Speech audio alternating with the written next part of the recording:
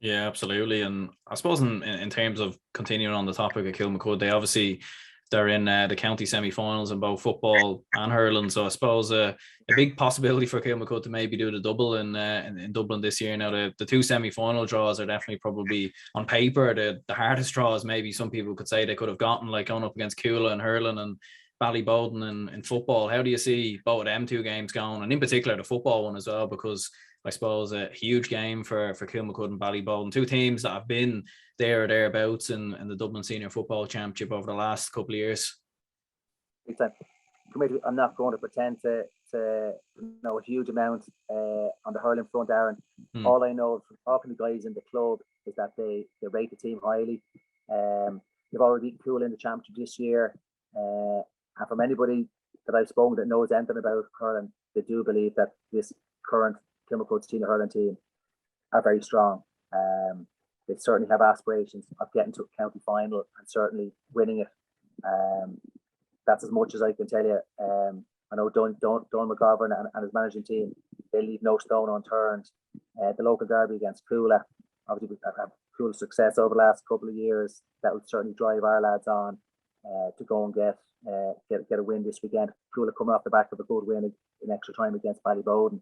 So it should be a humdinger, and I'm hoping that Kilmacud will come out on the right side of it, and I'll have a county final to look forward to. On the football front, the semi-final is going to be mouth-watering. I was at the league game down in Ballyboden, where Ballyboden were convincing winners against Crokes. I know the personnel will have changed an awful lot since then, and I've watched both the last round of the group stages, Crokes against Johns and Ballyboden against Whitehall, and the two teams they were very very impressive. Crokes probably more so than Ballyboden against Whitehall, but then it just shows you Whitehall go and beat Vincent's in the relegation playoff, and then last weekend, Crokes beating an Afina team that had beaten them in the league final, literally hung on at the death to get over the line. And then Ballyboden, they were very powerful in their display against Castleknock. They're very big, strong, powerful team led by the two Basque and Warren Egan playing some wonderful stuff as well. But the Ballyboden team is backbone by a lot of experience, like Shane Clayton, Carl Flaherty, and Simo Lambert, Aaron Waters in the middle of the field. It's going to be a really, really close affair. And to be perfectly honest, I'm going to sit in the fence. It's very hard with the call, Aaron. Kilmacud, they're a very young team. Robbie Brennan, my old teammate from '98, he has the boys in a really good space at the moment. They've really progressed over the last couple of years, and obviously they won the championship 2018. A lot of those guys will have won a medal at that stage, so they have a little bit of success at county level, so they won't fear going in against Ballyboden. It's too hard to call. It really is. The bookies have it, I think, very close. It's an even money affair. So yeah, it's going to be a quality game, I suppose. Anybody out there, if you're looking for something to do Saturday week at 7 o'clock, Parnell Park, there'll be a serious game of football on. I encourage fellas to get in, support. Ballyboden and Crokes. Certainly, as a Crokes man, I'd like to see Crokes coming out on the right side of it. But certainly, knowing the Ballyboden lads, intimately, I know that they will be going to take down their neighbours. Yeah, and I suppose you mentioned there, like, you can't really call it, and that's kind of how it is in the Dublin Senior Football Championship in general. Like, it seems like what you said with Vincent's and Whitehall, like a lot of people might have looked at that and thought, oh, well, Vincent's have won All Irelands in the past and won multiple county titles, like surely they'll pull through. But we've seen obviously what happened there. And then in terms of Lucan obviously getting past Ballymun there, like last weekend, and they're obviously going up against St. Judes. Like, a lot of people would probably look at Judes and probably have them as the slight favourites, but Lucan are the ones who went and beat the county champions. So it does seem that you could probably make a case for any four of them to potentially end up with the county championship right at the end of it. Yeah, but one thing Arna will say, the four Southside teams, so it'll be good to see the cup coming back to Southside. Not for me, unfortunately, but yeah. honest, like Lucan, I suppose, are the surprise force of the year. Not too many people would have given them a prayer going in against that Ballymun team. But in saying that, I don't think I'll be talking out of school. Ballymun, flattered to deceive all year. Their results in championship had been pretty poor in comparison to last year, where they just they swept teams aside, and they beat Ballyboden by 9 points in the county final last year. But certainly that certainly sent shockwaves out around the county, taking that scalp. They won't fear Judes, but in saying that, I've a buddy that told me yesterday that I think Judes is their 9th semi-final in 10 years. That is phenomenal. I don't think too many people outside of Dublin will be aware of that fact. Obviously led by Kev Mack, but Garrett Roachy's done an unbelievable job. I would have played against Roachy over the years, and he's done an unbelievable job with that group of players.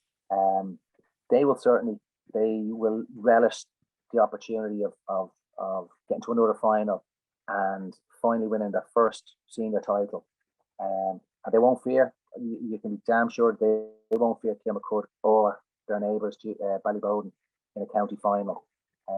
So that listen, if you were asking me to call a win on that one, you have to go for Jude based on the experience that they've had over the last couple of years, the talent that they've got, but they're really well organised. I watched them a few times during the league as well, and they're a team that's been getting better game after game after game, and it looks as though they're just gradually peaking for the right time. And I think that's probably something that they've learned over the years. It's just to get to a semi-final, get the job done, and then look forward to a county final. Lucan, surprise package. I probably don't know as much about them as the other three teams. And they also, Emmett O'Connell would have been probably their mainstay at midfield, the talisman, and he didn't even play the last day. So Brendan Gallagher kicked 9 points in the last day. So yeah, it's going to be two interesting games. I just think the experience, the bit of guile, the know-how, the doggedness that Judes have, I expect them to shade that semi-final.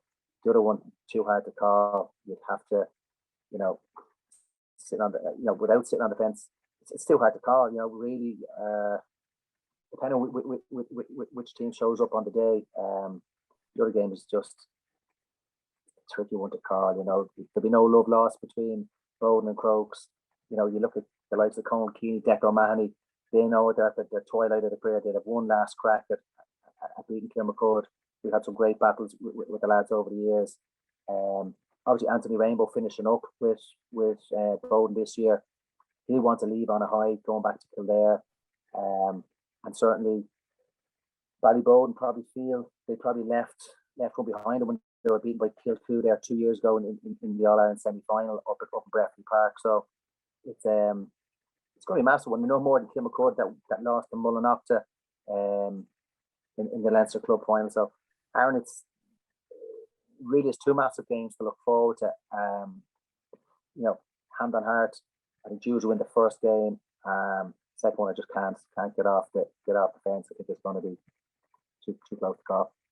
Yeah, absolutely. And I suppose you mentioned Judes there, as a North Sider myself, I don't really have any affiliation to any of these clubs. So I'd like to see Judes get over the line. The fact that they haven't done so before, and obviously big Kevin McManaman fan as well, obviously being a big Dublin fan growing up in 2011 and whatnot. So it'd be great to see him and Judes get over the line. Thank you very much for watching this clip of the very most recent podcast uploaded on the channel. If you do enjoy this content, please leave a like and subscribe so you're notified every time I do drop a new upload. And it does very much help the channel grow and help the channel reach more people. So I very much would appreciate if you could leave a like and subscribe, and let me know down in the comments below what you thought of the video. You can also follow the page on Instagram, and you can also follow on Facebook, Twitter, Spotify. You can follow on all social media platforms as well. So if you're not already followed over there, go over there and give the page a follow to help the channel grow as well. So I do very much appreciate anyone tuning in, and I'll see you all later.